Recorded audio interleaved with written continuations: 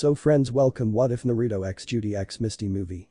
The sun in the sky above warmed his face pleasantly, while the grass at his back was soft and cooling. The wind washed over him in soft and soothing waves, carrying with it the scent of the sakura petals that leisurely rained down on two friends enjoying the day and their time together.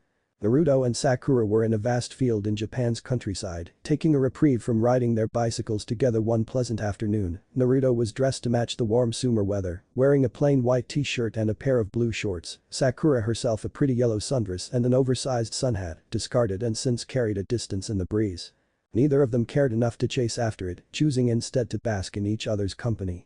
Their heads were close, separated only by tufts of blonde and pink, while their arms touched only barely, but it was more than enough to make his heart race every time, and just like in times before, no matter how much he urged himself, he simply couldn't build the courage to take hold of her hand, opting instead to simply commit the memory to heart. Hoping one day to find the courage he needed to hold her. Do you ever wish a day could last forever, Naruto? Sakura turned her big beautiful eyes to regard him with what he perceived to be an incredible fondness, and also forlorn. I do, he admitted with a smile in contradiction to the familiar sensation of longing and loss weighing down his heart. It can, and it will, I know I'll always remember this day. You will? Sakura asked curiously, the natural pink dusting her cheeks darkened ever so slightly, her blush contrasting beautifully against her normally pallid features, increasing the hammering of his heart. I will you? Naruto asked, feeling incredibly bashful but hopeful for her response. She smiled sweetly at him, the gesture creasing her eyes and dimpled her cheeks. Forever, Sakura whispered, her smile deepening briefly before she returned her attention to the sky. Naruto joined her in watching as the fluffy white cloud swam gently across the sea of deep blue above. As he did, he pondered on what she asked of him and what it would be like to live forever in one of the happiest days of his life, to experience a world in which time stood forever still, free of worries and with no sadness to contend with. But that wasn't possible. This was a fact Naruto was painfully aware of, and it was a lesson he'd never forget, because like clouds, everything was fleeting, happiness didn't last forever, everything had to end. Naruto. Sakura had moved much closer to him now and her blush had become more pronounced still. She was so close, in fact, he could smell her floral perfume, pleasant but not overwhelming, the perfect balance of subtlety and allure.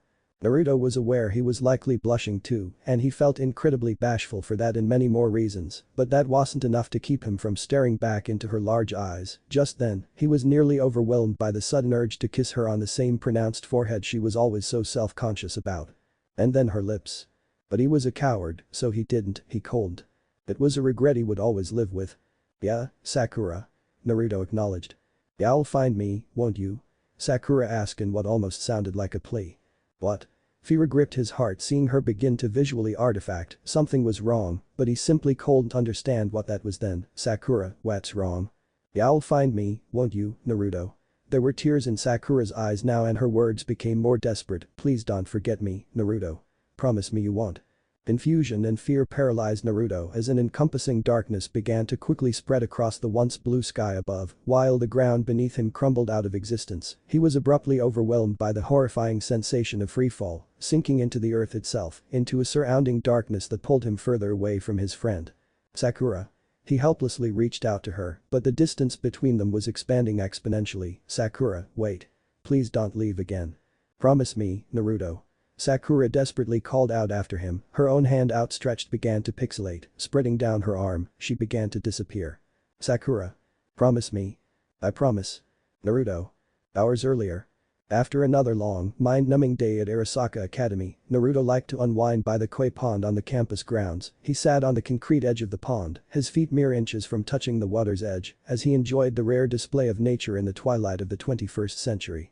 All around him the voices of his schoolmates coalesced to create an indiscernible ambience of idle chatter that, along with his current state of disassociation, lulled Naruto into his own mind, but there were no real thoughts crossing it.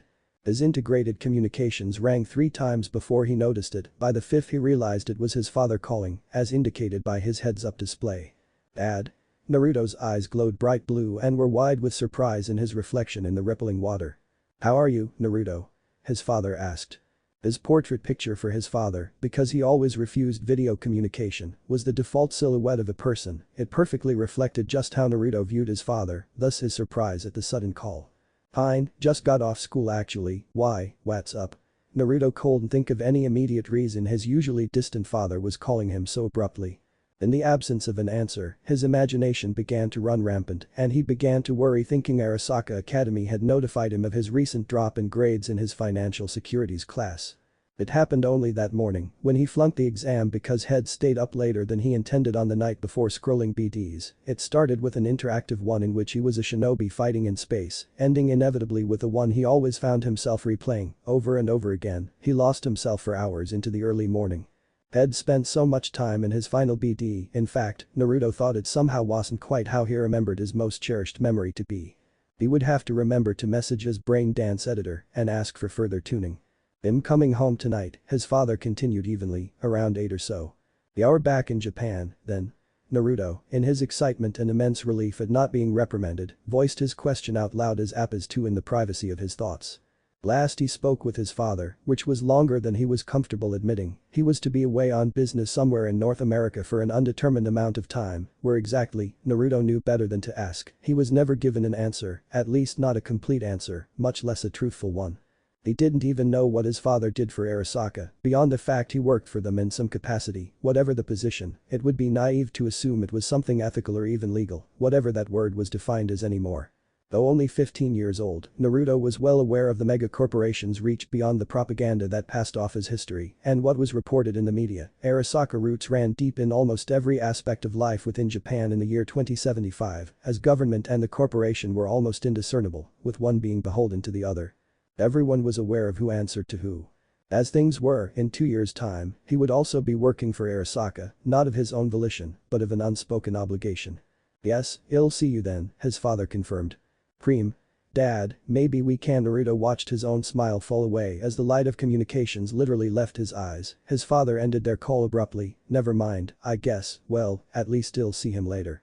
"Will you see later?" Naruto didn't know, but he did recognize the girl who suddenly spoke to him, but that was only because she wore glasses, as in actual prescription glasses, or so he assumed. The pair currently sitting across the bridge of her nose could very well be simple glass or plastic, but somehow he doubted it. There weren't many people who wore glasses beyond sunshades either as a fashion statement or to conceal their optics for any number of reasons. He suspected the latter considering most ocular ailments were easily corrected at birth or by a simple trip to a doctor. The way in which the sun reflected off her lenses made it rather difficult to see the true color of her eyes either way, but that could have been by design as well. "Oh, my dad." Naruto wasn't sure why she was talking to him or why he chose to answer honestly. Before then, had not exchanged a single word with her, despite sharing a class with her. That class being cryptanalysis. "Oh, that's nice." Her words were added almost as an afterthought as she adjusted her glasses. There was a light dusting of pink currently coloring her cheeks. Listen, I was wondering if maybe you wanted to, and it's totally cool if you don't, you know." "Yeah?" Naruto urged her patiently, feeling his own face heat up at the implications of her behavior and the possibilities of the context of her words, but he also didn't want to jump to any conclusions because he was, at the end of the day, pessimistically honest with himself in acknowledging he wasn't exactly popular when it came to girls. "You maybe want to hang out sometime?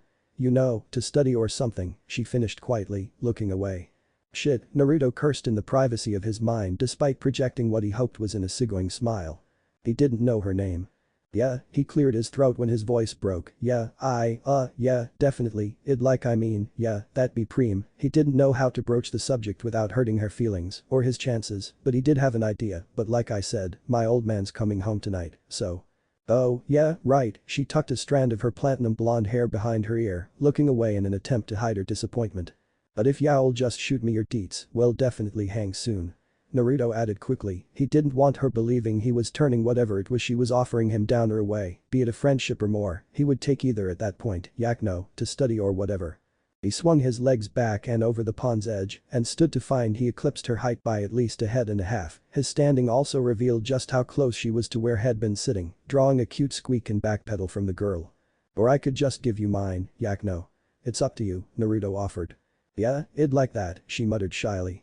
Their differences in height revealed her eyes were a dull blue in color, which glowed briefly the same color as she initiated a secure transfer of her contact information. This revealed her name to be Shiho, and her chosen profile picture was a cartoonish pink bunny holding up a victory sign.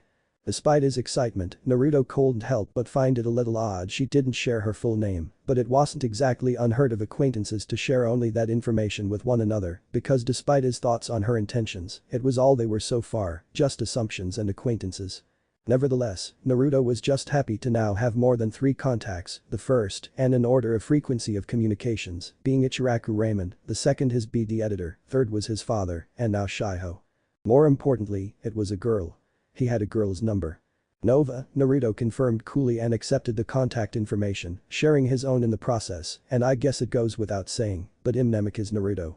Shiho, she introduced herself, keeping her last name to herself still, but Naruto didn't pay this much mind seeing how she tucked yet another strand behind the same ear, as though it were her nervous tick. Well then, Namek is Naruto, I guess he'll be seeing you around. Definitely, Naruto agreed with a grin. His lonely trip back home on the public train was traveled in much higher spirits than he was typically accustomed to. Sure, he didn't know Shiho at all, but she matched his definition of cute and he figured after 5 long years, it was time to move on. It was a thought he entertained for all of a city block before recalling what he never truly forgot, his promise.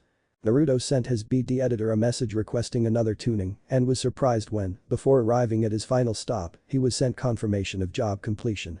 Must been a slow day at the office, Naruto thought. Typically BD alterations took anywhere from a couple of days to a couple of weeks, depending on the editor's workload and the modifications requested. His own requests weren't exactly extensive, but he had been asking for differing changes over the past few weeks. It was possible an iteration of a previous request was sent his way. But something more immediate to look forward to before seeing his father, Naruto picked up his pace, reaching the residential district. He lived in a high-rise apartment, one of many owned and operated by Arisaka in the heart of Tokyo, reserved for those in prominent positions within the company. Be it officially or otherwise. It was not uncommon for him to walk past politicians, celebrities, or those in high standing within religious organizations. As such, security was always stringent, making the final stretch of his trek home that much more arduous. The first step into entering the building, even for known residents, was a deep weapons and cybernetic scan. This was followed by an extensive identification scan, and where one was required to physically jack into the security system. Such extensive invasions of privacy were just another price to be paid for peace of mind in a violent and tumultuous world, but for Naruto, who won't exactly consider himself to technologically paranoid, he simply couldn't agree with just how little privacy he was allowed at any one time on Arisaka property. But there wasn't anything he could really do to remedy the situation other than to comply. Any ocular modifications that concealed one's facial features or any encryption programs meant to spoof identification systems while on Arisaka grounds would result in criminal charges. That being the best case scenario. More often than not, those charged with corporate espionage, which most crimes against Arisaka were typically considered and tried as, would simply never be seen again. Those were the rumors. Disinformation, the dissemination of it, and outright corruption, all in plain sight, but this, of course, was blatantly denied by those entrusted with speaking truth to power and generally ignored by the public at large despite being common knowledge. Such was life in a world run by corporations. "I'm home," Naruto announced as he entered his apartment on the 46th floor. "Welcome home, master." A very attractive and provocatively dressed woman greeted him with a bow. Her dark verdant hair, held in place with a golden band ending in twin roses, framed her beautiful angular face and fell over her shoulders as she did so. Her crimson eyes met his affectionately with a smile to match. "Yeah, I've got a message at your private computer, master," she informed him as she approached with a seductive swing to her hips. Her finger traced along his jaw as she circled him. "If you give me permission, I can tell you the contents, or would you perhaps like to see something else?" "Fuck, I gotta change you back before the old man gets home," Naruto said to himself as he walked through her, just as she tugged on the straps of her black dress, disrupting the hologram, causing it to visibly waver. "Is that a command, master?" she asked, still keeping the seductive edge to her tone. "Yeah," Naruto muttered, releasing his shame in a long drawn-out sigh while raking a hand through his hair. "Very well." She blinked out of existence briefly before returning to the default system settings. Though still an attractive woman, the projection became more transparent while also taking on more of a visible blue tint. No longer did she look like the protagonist of the old anime Naruto was currently binging, but a rather beautiful Latin American woman. "You have a new message at your private computer, Namikaze-sama," she repeated in a more natural and neutral voice. Her stance, much like her current business attire, was also much more conservative, taking to holding her own hands behind her back. "If you give me permission, I can read to you its contents." "No thanks, Joy," Naruto dismissed as he tossed his things onto the nearby sofa. He moved into the kitchen next, working on his usual dinner of instant ramen and an energy drink to wash it down with. "But go ahead and play some music from my favorites, just make sure to shut it off and alert me when my dad gets home." "As you with the V," I acknowledged her orders before disappearing from view. Naruto entered his room with his bowl in hand, moving straight to his computer. He cringed, realizing his desk had become more than a little cluttered with instant ramen cups, empty bowls with bits of dried ramen within, and even more energy drinks from long nights of gaming and BDs. He made a literal mental note to clean his room before his father arrived, but he had a BD to update and ramen to eat, so he did just that. He opened his commercial editing program and began to transfer the updated file he received from his editor, slurping on his spicy noodles as he waited for it to finish. It was taking longer than he was used to. Naruto found this rather odd, but figured his editor must have finally installed the texture pack had been requesting for some time, making the experience all the more vivid and hopefully closer to his real memory. Though a much bigger file than usual, the transfer was still finished rather quickly, and his father won't be home for a couple of hours yet. With this in mind, Naruto put on the headset, set the sequence on a 2-minute countdown, and headed to the rooftop to enjoy a quick trip back to the last time he was happy. Naruto. His father's harsh uttering of his name finished shattering the memory. The world he previously inhabited was now lost to him, though the sensations lingered from his abrupt disconnection. He jumped in place, feeling the horrifying feeling of falling come to a jarring end. The feeling of the sun that once warmed his face was replaced by the bitter cold of Japan in January. Night had since fallen and so had the temperature. His father looked down at and on him, his disappointed tinted neon pink with splashes of green from a nearby advertisement. Dad, the fog of the BD continued to muddle his thoughts. Her final pleading words in particular echoed clearly within his mind, as though he'd just experienced them in reality. And in a way, he had. The way in which his heart hammered heavily in his chest was proof of this, as was the notification within his vision, warning him of an abrupt spike in his heart rate without any physical exertion. He dismissed the notification, that and the 6 others sent to him by the Joy VI informing him his father was home. "What have I told you about using this thing?"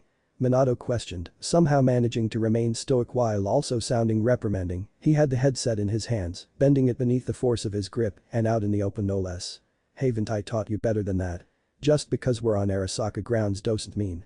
He seemed to rethink his words and didn't continue, but he did look rather angry now. "Yeah, I know Dad, I'm sorry." Naruto didn't know what else to do or say other than apologizing again. His father somehow always found a way to make him feel incredibly foolish with words alone, and he was remised to admit it was always with reason. Just like that, the brief expression of anger his father projected disappeared, his face falling to its default. In fact, he almost seemed to deflate as he handed him back his headset before nearing the edge of the skyrise, leaning on the concrete railing to overlook the city. Naruto stood on shaky feet to reluctantly join him at his side, staring at the amalgamation of lights in the distance, listening to the sounds of the city bustling below. He heard his father light a cigarette he smelled a moment later, a relic from the past that persisted in the present. "You know I'm only trying to look out for you, don't you, Naruto?" Minato asked following a cloudy exhale. "I know, Dad," Naruto acknowledged truthfully. He didn't particularly enjoy being reprimanded as if he were a child, but he would be lying to himself if he denied understanding his reasoning. Sure, had only intended on taking a quick trip into his own mind and memories after a long day at the academy, but as always, he found himself lost in his most cherished memory. But something was different this time. His memory, the BD's end, did not at all reflect what he remembered. It had never ended that way before. He should have suspected something was awry, considering just how quickly the turnaround from request to delivery. Either his BD editor corrupted his memory on purpose, or he did so out of neglect. Either way, he would need to have a word with them. "I realize we live in Arisaka housing, but that's what makes it all the more dangerous," Minato warned, and not for the first time. "If anything, this is where you should be the most aware and on guard, but you already know this, son, and yet here we are again. What are you going to do if I ever?" His cherry glowed exceptionally bright and crackled audibly with the strength of his inhale.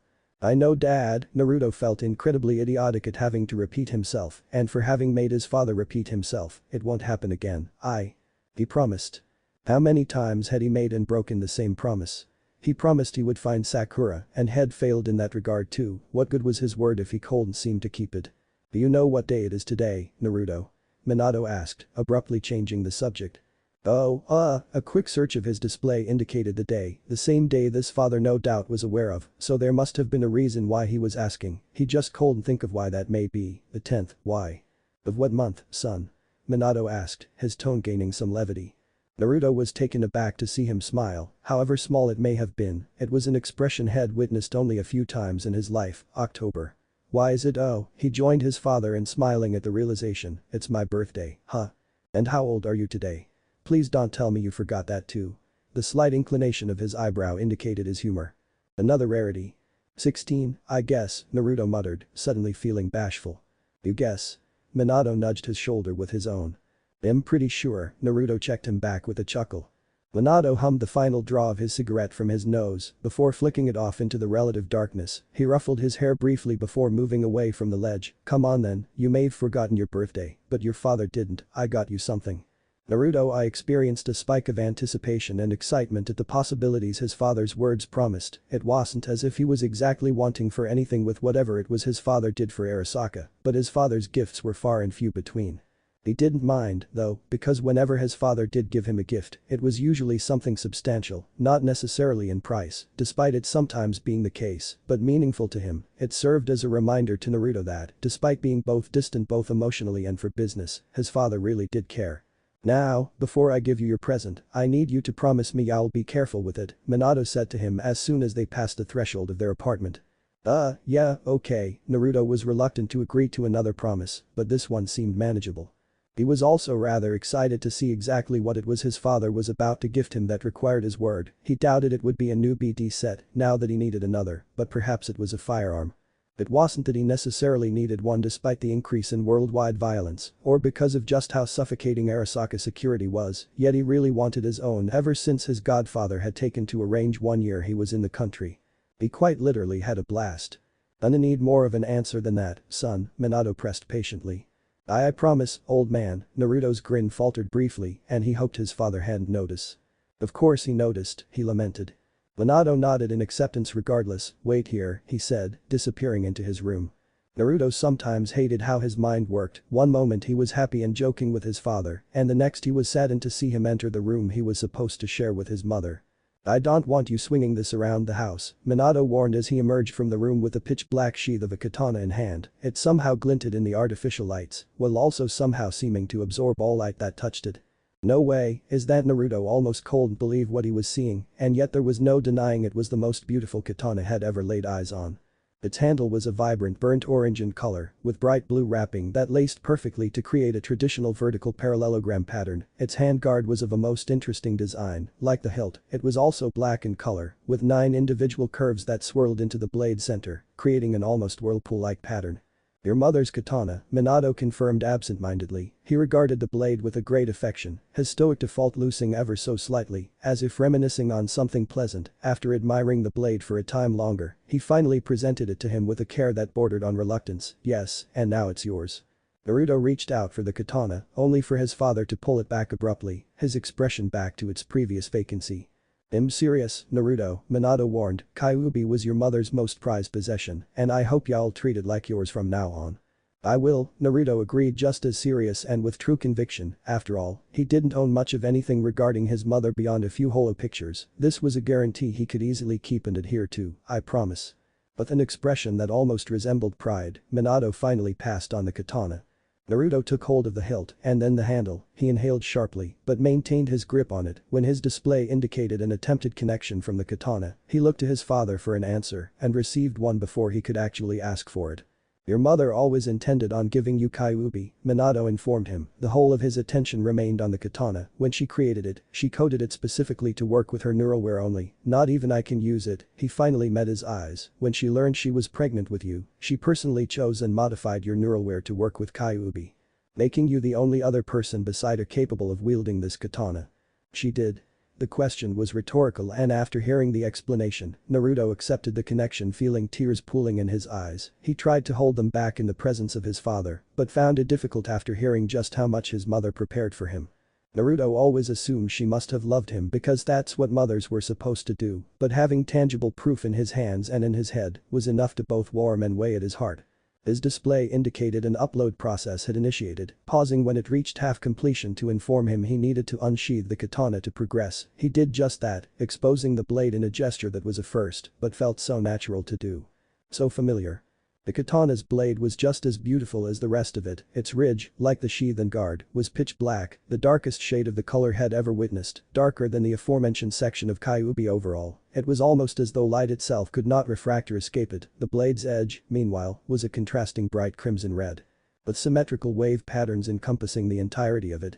It's amazing, Naruto put words to his feelings of awe. He was so enthralled by the sword, in fact, that he failed to take notice of the progress of the connection and how it remained at half. It is, Minato agreed as he reached into his expensive suit to present him with a shard. Take this too. What is it? Naruto asked as he accepted it. Slotted, Minato told him, it's a basic instructional shard meant to help you take care of Kyuubi. It also has some entry-level stances and sword techniques. With another surge of excitement, he did as was asked of him, slotting the shard in the slot behind his ear. This seemed to finally push his connection to Kyuubi further along, but he hardly noticed this because he suddenly felt as though his entire body ignited. The warmth that quickly became searing overwhelmed his senses, and his optics began to glitch. Next, the information displayed within his vision became glaringly bright, making it difficult to see clearly. Unknown to Naruto, his systems were attempting to contact Trauma Team, but his communications were blocked. What the fuck? The ground beneath him began to sway, as did the world around him. Soon he couldn't keep his footing, falling down to his hands and knees, still holding Kyuubi tight. His head was pounding, feeling the burning sensation give way to excruciating pain all over. It felt as though he was being torn apart from the inside out. Dad, what's happening to me? If his father responded, he didn't and couldn't hear him over the racing of his heart so loud in his ears. He vomited, he was in so much pain. Dad, please, His now blurred vision was filled with notifications he still couldn't dread, indicating his internal central processing unit was running beyond safe capacity, with another warning he was currently undergoing an attack against his intrusive countermeasures electronics surrounding his root processes. But Naruto couldn't focus on anything outside the overwhelming pain and keeping the encroaching darkness out of his peripherals. But despite his every effort, it wasn't much longer before he lost consciousness. Minato laid his son down on his bed, wiping the tears from his eyes with his thumb, before tucking him in beneath a light blanket. He hated seeing his son suffer, but knew it was both a necessary and momentary sacrifice both had to contend with if he was to survive what was to come. I just really hope you knew what you were doing, Kushina, Minato thought.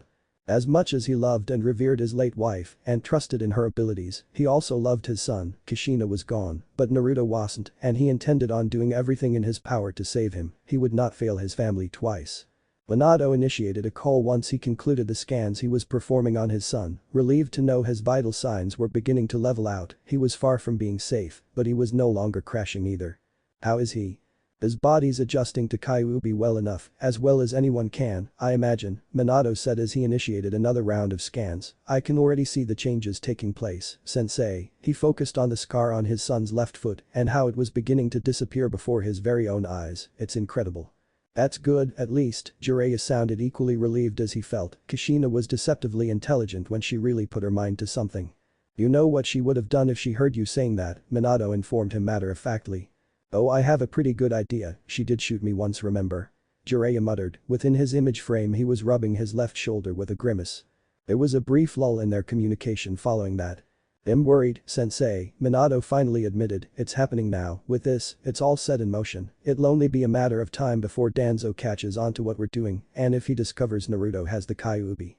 Well, I'll be well and truly fucked, Jiraiya acknowledged. I know, but then again, knowing Danzo, he could very well try and use this opportunity to tip the balances in Taka's favor. You know as well as I do he'd do anything to take the old man's place as top Sokka. I know, and the last thing I want is to have my son be an unwilling participate in corporate warfare. Minato sighed heavily, well and truly feeling the weight of his decision, irreversible, compressing his chest with an emotion he'd thought to have long since suppressed. Fear. They'd make him a living weapon not unlike Atom Smasher, Jiraiya acknowledged grimly, that is if they don't try and rip it out of him. Head eye, Minato acknowledged regretfully. It won't come to that, Jiraiya encouraged. Maybe, but that's not the only reason I'm worried, sensei. I just don't know if Naruto's ready for this, Minato said as he continued to observe his son. Hes immature. Well, I don't see how anyone can ever be ready for this life. I mean, I get where you're coming from, but tell me something, kid, is it that you really think Naruto's not ready, or is it that you're not ready? Jiraiya asked. I don't know, Minato admitted through a heavy exhale, I really don't. You can't put off his training anymore, you know that as well as I do, and if I'm being honest, you've already held out too long, Jiraiya said with the frustration that accompanied repetition. He seemed to compose himself quickly, though, taking to smirking with arms crossed. Besides, Naruto's a tough kid, smart too, in a Kushina-esque way, the best of both of you, if I'm being sappy.